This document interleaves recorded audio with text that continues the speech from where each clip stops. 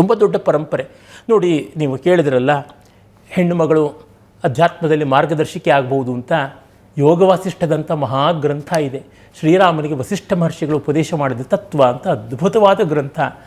ಅಲ್ಲಿ ಚೂಡಾಲ ಅಂತ ಒಬ್ಬ ರಾಣಿ ಬರ್ತಾಳೆ. ಅವಳು ತನ್ನ ಗಂಡನಿಗೆ ತತ್ವೋಪದೇಶ ಮಾಡ್ತಾಳೆ. ಗಂಡನಿಗೆ ಹೆಂಡತಿ ಗುರುವಾಗ್ತಾಳೆ.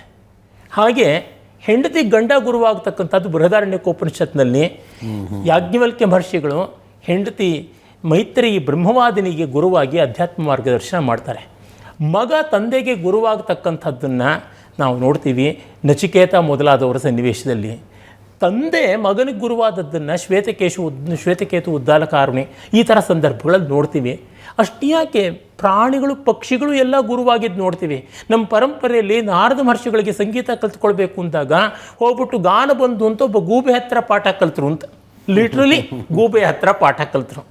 ಅಂದರೆ ಅಪ್ಯಗ್ರಾಹ್ಯಂ ಸುಭಾಷಿತಂ ಬಾಲಾದಪಿ ಶುಕಾದಪಿ, ಅಪ್ಯಗ್ರಾಹ್ಯಂ ಕುಭಾಷಿತಂ ಬಾಲಾದಪಿ ಶುಕಾದಪಿ. ಒಳ್ಳೆಯ ಮಾತು ಗಿಳಿಯಿಂದ ಬಂದರೂ ಕೇಳಬೇಕು, ಎಳೆ ಮಗುವಿಂದ ಬಂದರೂ ಕೇಳಬೇಕು. ಕೆಟ್ಟ ಮಾತು ಬಾಲಸುಬ್ರಹ್ಮಣ್ಯ ಸ್ಕಂದ ಸುಬ್ರಹ್ಮಣ್ಯ ಬ್ರಹ್ಮಜ್ಞಾನಿಗಳಲ್ಲಿ ಅಗ್ರಗಣ್ಯ ಹೇಳಿದ್ರು ಕೇಳಬಾರ್ದು, ಶುಕ ಮಹರ್ಷಿ ಹೇಳಿದ್ರು ಕೇಳಬಾರ್ದು ಅಂತ ಇದೆ. ಈ ವಿವೇಕವನ್ನು ಕೊಟ್ಟೇ ಇದೆ.